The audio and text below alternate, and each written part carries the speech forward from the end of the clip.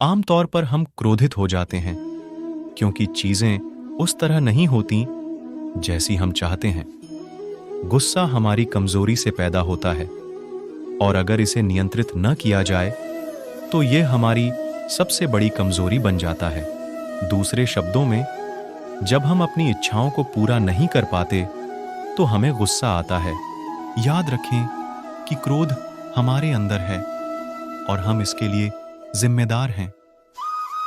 यदि आप क्रोध न करने के लिए दृढ़ संकल्पित हैं तो पृथ्वी पर एक भी आत्मा आपको क्रोधित नहीं कर सकती। क्रोध को विक्षेपित मन का परिणाम माना गया है। यह अकेले क्रोध को ही नहीं बल्कि उसके परिणाम से होने वाले अशांति को भी संदर्भित करता है। गीता में स्वाध्याय 16 श्लोक 21 में क्रोध को दुश्मन की भाषा कहा गया है। यदि मनुष्य अपने क्रोध को नियंत्रित नहीं करता तो उसका मन विक्षेपित हो जाता है और वह अपने आत्मा के लिए हानिकारक बन जाता है। गीता में इसे नियंत्रित करने के लिए योग और ध्यान की सिद्धांतों का मार्गदर्शन किया गया है, जिससे मनुष्य अपने मन को शांति में रख सकता है और क्रोध को समर्पित करने की कला सीख सकता है। चलिए दोस्तों, एक कहानी के माध्यम से क्रोध पे कैसे काबू पाया जाए उसे समझते हैं। एक बार एक निराश अमीर आदमी एक आरक्षी के पास गया और उन्हें अपनी सारी समस्याएं बताईं। उन्होंने कहा, मैं इन दिनों अच्छा महसूस नहीं कर रहा हूं। मैं अपने गुस्से पर काबू नहीं रख पाता। पूरे दिन मेरे सिर और पेट में दर्द रहता है और मुझे हर समय नींद आती रहती है।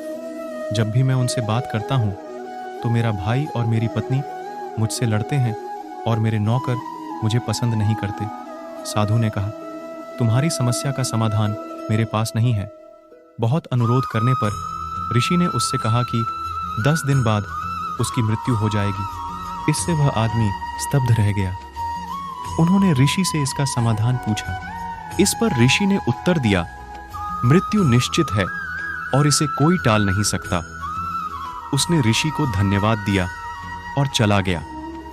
9वें दिन वह वापस आया और उस दिन ऋषि को कुछ न देने के लिए माफी मांगी। ऋषि ने पूछा, तुम्हारे 9 दिन कैसे बीते? उस आदमी ने कहा, सभी ने मेरे साथ अच्छा व्यवहार किया।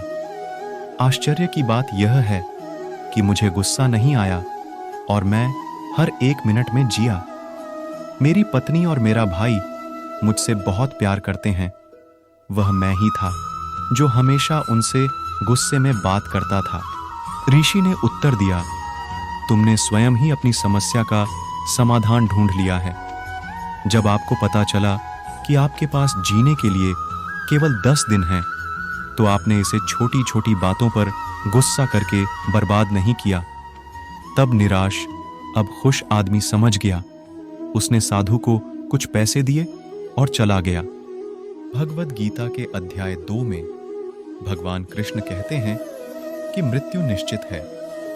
कोई भी दिन हमारा आखिरी दिन हो सकता है। आप में से ज्यादातर लोग जानते हैं कि गुस्सा हमारी सोच पर असर डालता है और हमारे विचारों को कठोर बना देता है। यदि हम क्रोध का कारण और प्रभाव जान लें तो हम इस पर नियंत्रण पा सकते हैं। इसलिए उन सभी चीजों को लिख लें जिनसे आपको गुस्सा आता है और उन्हें करना बंद कर दें। धन्यवाद दोस्तों, इस वीडियो को देखने के लिए। हमारे साथ बने रहें और भी रोचक वीडियो देखने के लिए हमारे चैनल पर आते रहें।